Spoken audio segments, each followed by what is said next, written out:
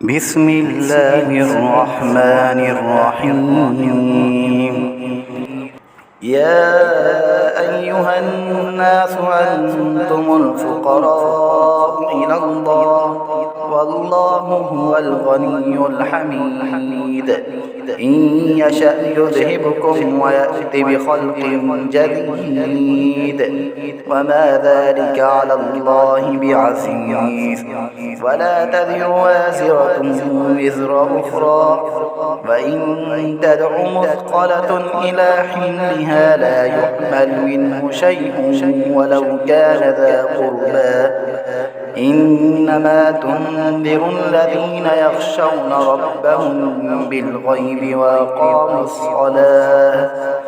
ومن تزكى فإنما يتزكى لنفسه وإلى الله المصير.